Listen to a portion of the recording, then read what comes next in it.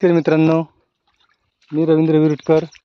माझी शेती माझा बिझनेस या यूट्यूब चॅनलवरून आपल्या सर्वांचे हार्दिक स्वागत करीत आहोत. मित्रांनो, आज पोळ्याचा दुसरा दिवस. पोळ्याच्या दिवशी आपण येऊ शकलो नाही कारण आपल्याकडं तोरण बांधणी होतं. तसा मी व्हिडिओ पोळ्याचा आपल्या यूट्यूब चॅनलवर सुद्धा अपलोड केलेला आहे. खूप शानदार व्हिडिओ आहे, तुम्ही बघू शकता. आपल्याकडे पोळ्याच्या दिवशी अगोदरच्या दिवशी खूप जोरदार पाऊस चालू आहे आपल्याकडे महाराष्ट्रामध्ये सर्वीकडं, तसेच आपल्याकडे. मित्रांनो, ही आहे रुची 5001. ही व्हेरायटी आपण तुम्हाला अगोदरसुद्धा दाखवली होती आणि ही आपली बेडवरती आहे. बघू शकता, बेडवरती असल्या कारणानं हे बघा पाणी पाणी आहे सर्वत्र. तरीसुद्धा या बेडवरच्या सोयाबीनला कुठल्या प्रकारचा असर झालेला नाही. तुम्ही बघू शकता सगळीकडे बेड, कुठे बेड थोडे खुले पण दिसते. ही चिवाड जागा एकदम. अशा ठिकाणी आपण बेडवरती सोयाबीन व्यवस्थापन केलेलं आहे. ज्या शेतकऱ्यांनी बेडवरती सोयाबीन व्यवस्थापन केलं आहे, बघा पाणीच पाणी आहे. तुम्हाला पाण्याचा आवाजसुद्धा येतो आणि बेडमध्ये सगळं पाणी साचलेलं आहे. सकाळीसुद्धा आत्ता 10-15 मिनटं अगोदरसुद्धा पाऊस झालेला आहे. मी पावसामध्ये चालू आहे. ज्या शेतकऱ्यांनी बेड मारलेले होते त्यांची सोयाबीन आज रोजी या पद्धतीची, या क्वालिटीची आहे. तर ज्या शेतकऱ्यांनी बेड केलेलं नसेल आणि आपली सोयाबीन बघून त्यांना जर असं वाटत असेल की खूप जबरदस्त असं हे नियोजन आहे, हे बघू शकता तुम्ही. शेंगासुद्धा, आणि ही आपली तिसरी फवारणीसुद्धा झाली आहे शेंगा फुगवण्याची. तर असं या पद्धतीनं आपलं सोयाबीन आहे. जबरदस्त असं सोयाबीन आहे. आणि खूप पानं बघा मित्रांनो कसं आहे. अन्नद्रव्य घेण्याचं काम हे पानाद्वारे होते. प्रकाश संश्लेषण क्रियासुद्धा पानाद्वारे होते. आपले पानं एकदम क्लीन आहे, साफ आहे आणि दूर दूरपर्यंत तुम्हाला कुठेही येल्लो मोजॅकचा प्रकोप दिसणार नाही. आपण तसं येल्लो मोजॅकचे आपल्या तहसीलमधले, आपल्या जिल्ह्यातले व्हिडिओसुद्धा आपल्या यूट्यूब चॅनलवर अपलोड केलेले होते. हे बघा सर्वत्र पाणी पाणी आहे बेडच्या आतमध्ये. तरीसुद्धा आपल्या सोयाबीनला कुठल्याही प्रकारचा फरक पडलेला नाही आणि सोयाबीन बेडवरती या प्रकारे असतं असे. मित्रांनो, आपण या अगोदरसुद्धा एक व्हिडिओ व्यवस्थापनाचा केला होता. आपण टोकन यंत्राद्वारे बेडवरती 2 लाईनी सोयाबीनच्या केलेल्या होत्या आणि आहे सुद्धा 2 लाईनी केलेल्या आहे. तर 2 बिया आपण एका ठिकाणी 2-3 बिया सोयाबीनच्या टोकन यंत्राच्या सहाय्याने आपण टोकन करून घेतलेल्या आहे.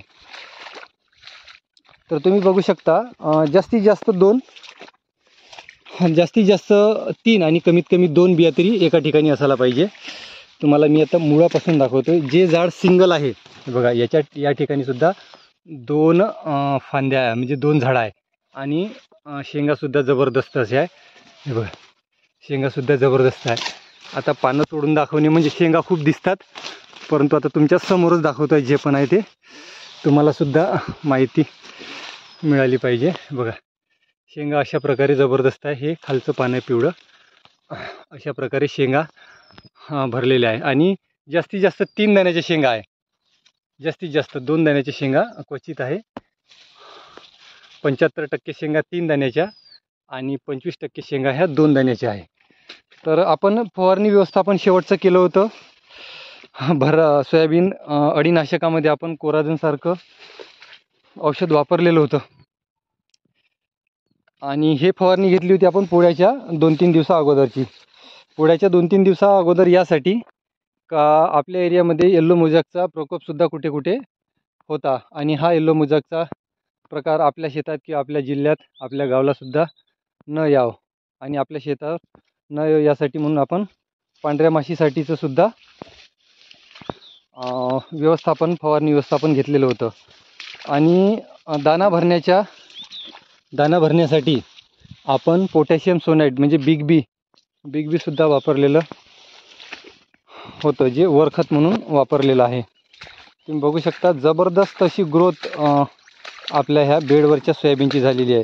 आणि माझीच म्हणून माझी नाही, ज्या शेतकऱ्यांची सुद्धा बेडवर सोयाबीन असेल त्यांचीसुद्धा खूप जबरदस्त अशी ग्रोथ झालेली तुम्हाला बघायला मिळेल.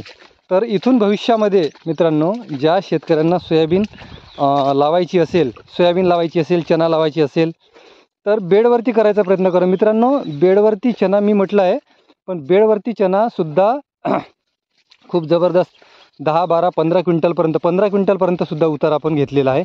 एकरी. यावर्षी बघा तुम्ही या पद्धतीमध्ये आपण हे आपलं एकचक्कर क्षेत्र आहे. इथं तुम्हाला ते खांब वगैरे दिसत असेल. इथं आपण गावाजवळ बेडवरती एकचक्कर आहे, बोरवेल आहे आपली. एका चक्रामध्ये बोरवेल घेतलेली आहे आणि खूप जबरदस्त असं सोयाबीनचं नियोजन इथं आपण केलेले आहे. सगळे डेमो व्हिडिओ सगळे आपण इथूनच करत असतो. आता ऊन पण झाली आहे. 2 मिनटं अगोदर पाऊस आला आणि 2 मिनटं अगोदर ऊन निघली. 5-10 मिनटात पाऊस येतो आहे, पाणी निघून जातो आहे. आणि महाराष्ट्रामध्ये सगळीकडे, मराठवाड्यात सर्वात जास्त पावसाने हाहाकार मचवला. आमच्याकडे सुद्धा पावसाचं खूप प्रमाण बघायला मिळेल. मी आता मधामध्ये आलो बघा मित्रांनो. मधात सुद्धा पानच कापून दाखवतो आणि शेंगाच दिसल्या पाहिजेत ना. हां, हे बघा वर एकदम शेवटीपर्यंत, या वर शेवटीपर्यंत इथं शेंगा लागलेल्या आहे. ह्या आता भरणार मित्रांनो. भरणार यासाठी का तुम्हाला कुठेही पिवळं पान दिसणार नाही, सोयाबीन पिवळं पडलेलं दिसणार नाही.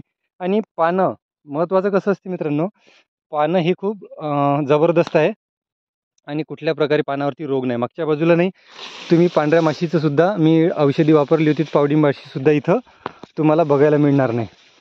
तर असं जबरदस्त असं नियोजन आपण इथं केलेलं आहे. तुम्हीसुद्धा अशाच प्रकारचं नियोजन केलेलं असावं असं मला आशा आहे. तुमच्यासुद्धा शेतामध्ये अशा प्रकारची क्वालिटी आहे का? असेल तर खूप छान, आणि नसेल तर त्यासाठी काय करायला पाहिजे, याचे भरपूर सारे व्हिडिओ यूट्यूबला आहे. माझेसुद्धा व्हिडिओ आहे. तुम्ही जाऊन बघून हे आपल्या सोयाबीनचं व्यवस्थापन करू शकता. मित्रांनो, बेड याच्यासाठी घ्यावं लागते की शेवटीपर्यंत आपल्याला फवारणी करते. बघा मी आता एवढ्या सोयाबीनमध्ये मधोमध्ये बघा, हां सर्वत्र मधोमध्ये इथं उभा आहे, तरी मला इथं येता येतं. बिंदास येऊ शकतो. माझ्यात काडी नाही, काही नाही, कुठल्या प्रकारे मनात भीती नाही. तर 1 तास का कमी होईना. लोकांना वाटते की पेरणीमध्ये उत्पन्न खूप चांगलं निघतंय, जबरदस्त निघते. असं नाही. तुम्ही बेडवरती सोयाबीन एकदा लावून बघा. 1 एकरसाठी 2 एकरसाठी सुद्धा प्रयोग करून बघा आणि खूप जबरदस्त असा रिझल्ट येईल. या ठिकाणी हा जो भाग आहे, हा लोटाचा भाग आहे, खूप पाणी साचून राहते. तरीसुद्धा अशा परिस्थितीत कोण्या शेतकऱ्याची हितभरच सोयाबीन आहे. परंतु आपलं जवळपास असं मांडीभर सोयाबीन आहे. बेडवरती आहे पण मांडीवर सोयाबीन आहे. बघा असे पाणी, हे बघा इथं पाणी आहे, दिसत असेल तुम्हाला, इथं पाणी दिसतं आहे बघा. आणि ह्या शेंगा बघा, या अशाही परिस्थितीमध्ये ह्या शेंगा भरणार आहे 100%. कारण आपण पाण्याचा निचरा करण्यासाठी शेवटीपर्यंत ही नाल्या काढून घेतलेल्या आहे. काही शेतकऱ्यांनी अशा हे काढल्यानंतर, बेड काढल्यानंतर आडवे बेड मारलेले आहे. पण आडवे बेड मारल्याच्यामुळं काय होतं आहे की पाणी तिथं थांबून जातं आहे. पाणी न थांबल्यासाठी मी एक दिवस एक मजूर लावून ह्या नाल्या पूर्णपणे शेवटीपर्यंत असं क्लिअर करून घेतले आहे आणि पाणी पूर्ण शेतातलं शेवटीपर्यंत बाहेर काढून दिलं. शेतकरी मित्रांनो, पाणी आपल्याला देता येईल. जर एखादी पाण्याची कमतरता पडली तर पाणी देता येईल आणि आपल्या पिकाचं रक्षणसुद्धा करता येईल. पण समजा अशा प्रकारे पाणी जर साचून असलं शेतामध्ये तर आपण काहीच करू शकत नाही. डब्बं पाणी भरलेलं असते. अशा परिस्थितीमध्ये आपण पीक वाचवू शकत नाही. तर मित्रांनो, हा होता सोयाबीनबद्दलचा जबरदस्त आणि खूप छान असा व्हिडिओ कसा वाटला एकदा कमेंटद्वारे नक्की कळवा. माझी सोयाबीन कशी वाटली. इथं या महिन्यात 15 तारखेच्या नंतर किंवा शेवटीपर्यंत एक डेमॉन्स्ट्रेशनसाठी सुद्धा काही लोक येणार आहे, व्हिजिटसाठी येणार आहे. तर तुम्हाला तो व्हिडिओ मी शेअर करेल. जर इच्छुक शेतकऱ्यांनी जर यायचं झालं, इथं येऊन जर भेट द्यायची झाली, ही बेडवरचं सोयाबीन जर बघायची इच्छा झाली, तर आपलं गाव आहे हिंगणघाट तहसीलमध्ये, सेलू मुरपाड. माझं नाव रवींद्र विरुटकर. मुरपाड गाव आहे माझं आणि या गावामध्ये सगळं वडिलोपार्जित आपली शेती आहे. आणि ही 1 एकर आपलं इथं क्षेत्र आहे. यामध्ये आपण सोयाबीन, चना यासारखे बेडवरती सर्व पिकं घेत असतो. तर मित्रांनो, व्हिडिओ कसा वाटला एकदा कमेंटद्वारे नक्की कळवा आणि व्हिडिओ आवडल्यास लाईक, शेअर आणि सबस्क्राईब करा. जर ज्या शेतकऱ्यांनी जर फवारणी व्हायची असेल आणि ज्यांची इच्छा असेल, अशा परिस्थितीमध्ये आपला मागचा व्हिडिओ बघून फवारणी व्यवस्थापन करायचं आहे.